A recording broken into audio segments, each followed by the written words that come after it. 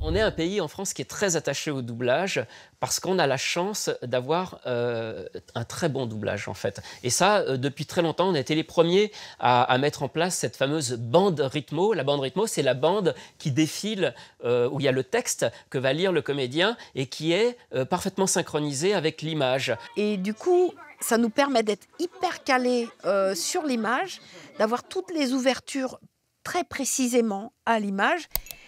Et voilà. Et du coup, notre synchronisme est très précis. Et c'est un confort, bon, aujourd'hui qu'il est facile d'avoir avec le numérique, mais dans les années 60-70, c'était une prouesse technique qui a été développée en France par les studios. Et c'est ce qui fait qu'on a été habitué dans notre culture, que ce soit par la télévision ou le cinéma, à avoir des très bons doublages bien synchronisés. Contrairement à des pays qui s'en moquent, qui font, je vois en Italie par exemple, il y a du doublage, mais avec des chiffres qui défilent pour avoir des calages.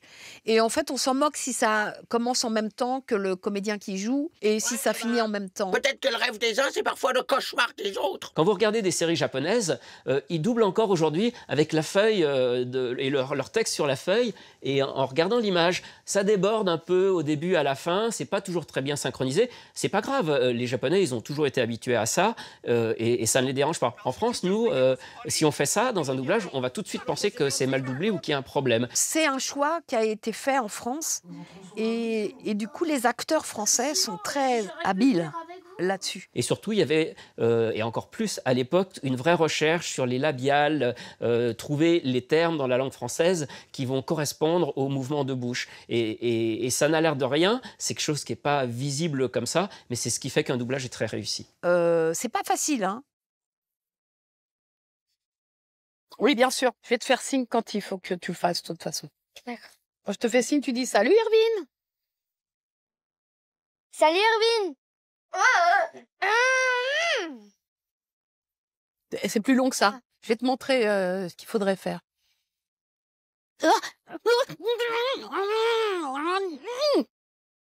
Ouais, au moins ça.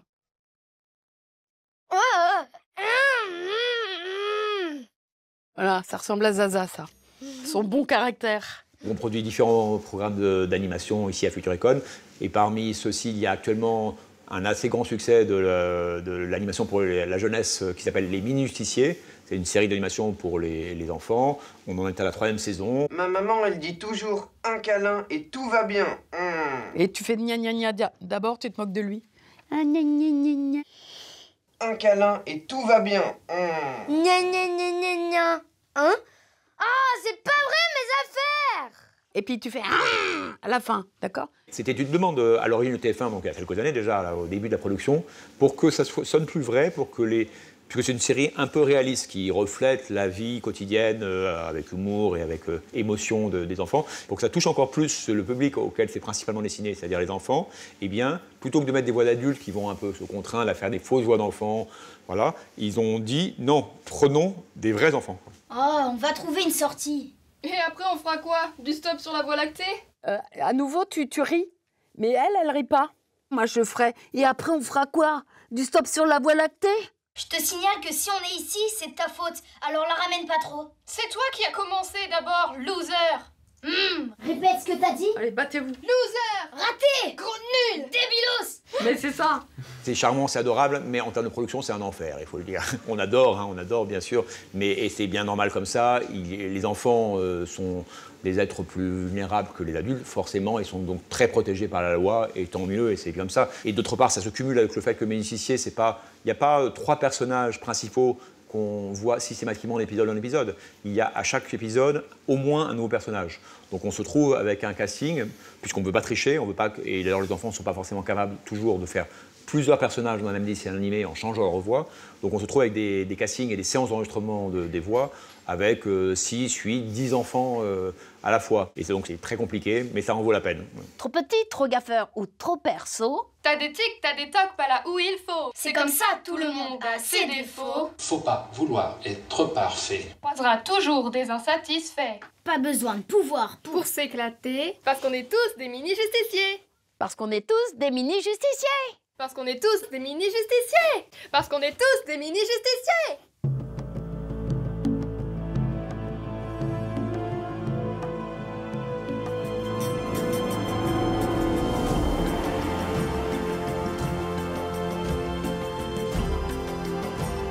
y a environ 25 ans, Disney, qui était au bord de s'effondrer, a produit une nouvelle veine de long-métrage d'animation qui ont inauguré une phase de succès énorme pour eux.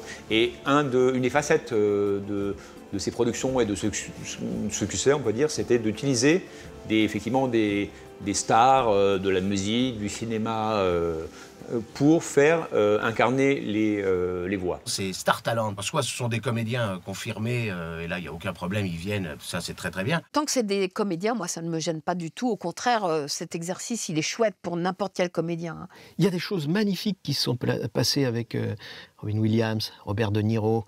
Je ne sais pas, des gens qui en aiment. On peut parler de stars, souvenir de Ratatouille, de vice-versa et tout, c'est vraiment formidable. Mais quand t'as Marielle qui fait la voix du cuisinier, ou quand t'as Aznavour dans là-haut qui fait voilà, c'est que du bonheur. Serait-ce ce chien qui vient de dire bonjour? Oh oui. Ah! En revanche, ça m'ennuie vraiment quand c'est un présentateur télé ou un mec trouvé dans la rue ou un footballeur. Bon, moi, je vais me mettre en short et je vais aller faire la Coupe du Monde.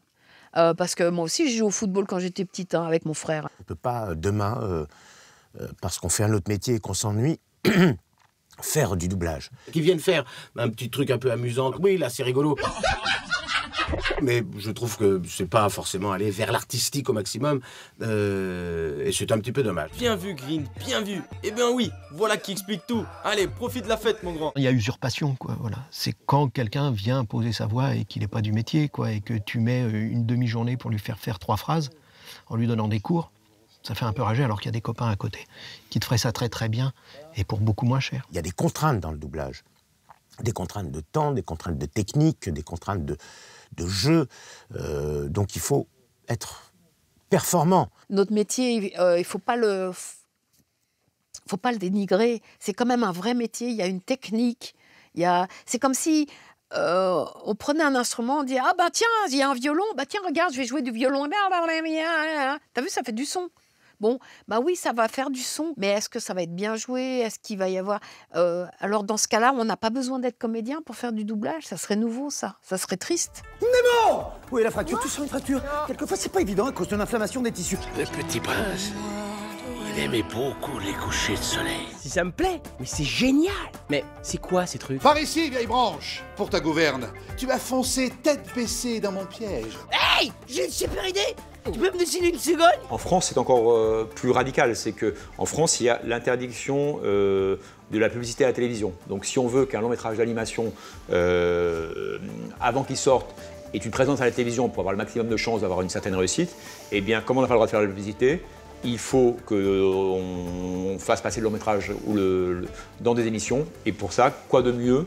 Les réalisateurs d'animation, ça n'intéresse pas toujours, même si ceux de minuscules, ça intéresse la télévision par exemple. Mais quoi de mieux qu'un comédien connu ou une vedette de la chanson?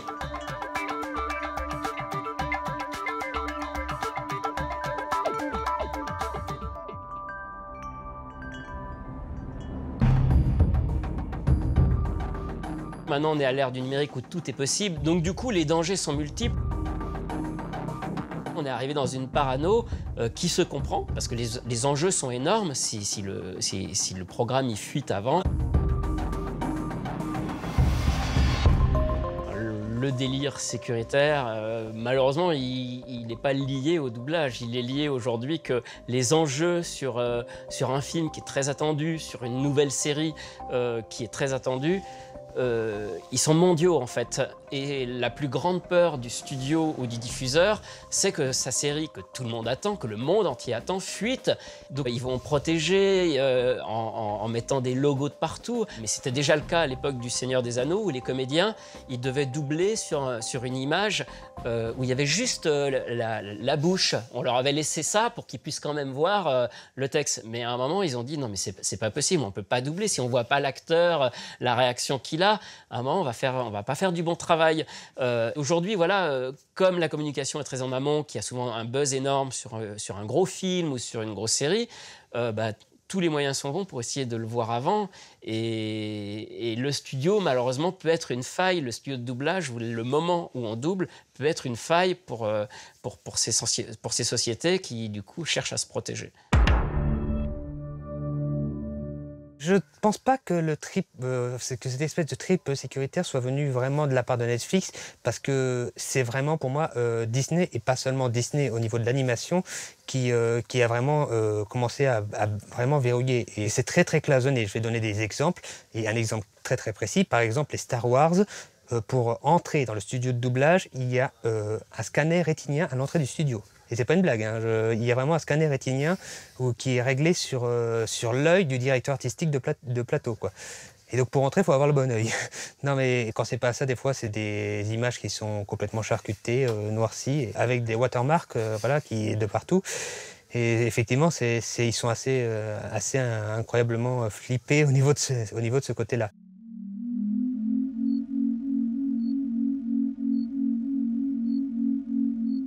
Aujourd'hui, depuis 10 ans, il y a ce qu'on nous on appelle dans le métier le piratage, c'est-à-dire des spectateurs ou des personnes privées, non professionnelles, qui vont filmer nos films ou les récupérer et ensuite les mettre sur Internet et donner à disposition gratuitement à tout le monde. Et puis bon, ça, pour nous, on considère que ça nous prive de recettes. Bon. Et donc, une des solutions à ça, pour certains, notamment du côté américain, c'est quand le doublage ou la post-synchronisation se produit, c'est au lieu de mettre le comédien en situation et de le mettre face au film à doubler pour qu'il puisse au fur et à mesure s'inspirer de la situation telle qu'il la voit, et bien de carrément lui mettre un écran noir parce qu'on a peur que le film soit filmé et ensuite piraté sur Internet. Mais pour moi, c'est extrêmement dommageable pour la qualité des performances. Venez! Vous vous souvenez, Zapata? On s'en dépêche, longtemps reste ce groupe, tu te souviens? Oh, pardon, je me souviens. Ok, presque arrivé. On se souvient, Nintendo? Chut! On se souvient, Nintendo? Ah oui, je me souviens. Alors, passe par devant. Chut! Et tu fermes ta putain de gueule! Le mec, il le dit plus bas. Il y a une mode des voix pas reconnaissables. Je pense qu'aujourd'hui, je ferai pas la même carrière parce que j'ai effectivement un timbre et une voix très reconnaissable. Et que du coup, on me laisserait moins de latéralité. Le prof de maths, c'est aussi le prof de crachage. Tu viens, Ludo? On rentre ensemble? Aujourd'hui, on veut un petit peu des comédiens Kleenex, hein, mais c'est un peu le monde qui est comme ça. On en prend un, il fait un truc et puis après, on le jette à la poubelle. On ne pense pas qu'il va faire une carrière, qu'il va avoir du monde qui va le suivre, que ça va être superbe de le retrouver dans un autre truc qui ne lui ressemble pas. Voilà, on ne pense pas à tout ça. C'est une tendance que les producteurs ou distributeurs de programmes, quand ils s'occupent de superviser les doublages, font en sorte que les voix ne soient pas trop typées pour qu'elles soient plus facilement remplacées par de nouveaux comédiens au cas où ça serait nécessaire. Il y a des comédiens qui demandent des grosses sommes d'argent pour continuer à doubler X ou Y.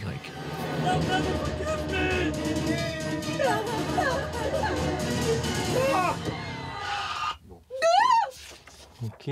D'ici quelques années, je pense que les technologies permettront sur un jeu d'acteurs enregistré en français, modifier suffisamment la voix pour la rendre identique à la voix américaine. C'est la recherche actuelle. Je pense pas qu'on aura des voix de synthèse, parce que j'en avais discuté avec un des précurseurs de la voix de synthèse en France. Il m'avait dit, mais moi je peux te programmer n'importe quelle voix, mais ce que je peux pas te programmer, c'est intention jalousie. Ah ouais? T'étais avec Audrey? Oui, on s'est vraiment bien marré, hein. Elle est trop cool en fait, hein. Ah bon? Super. Alors le tout début je trouve que c'est trop bien, et si sur le super tu peux faire un truc où t'essayes de faire un truc joyeux alors que tu sens qu'au fond... Attends, je vais essayer. On essaye. Vraiment bien marré, hein. Elle est trop cool en fait, hein. Ah bon? Super. C'est le métier de comédien, hein. Voilà, c'est la base. C'est arriver à faire passer une intention de jeu, aller jusqu'au bout de cette intention, parler à l'autre.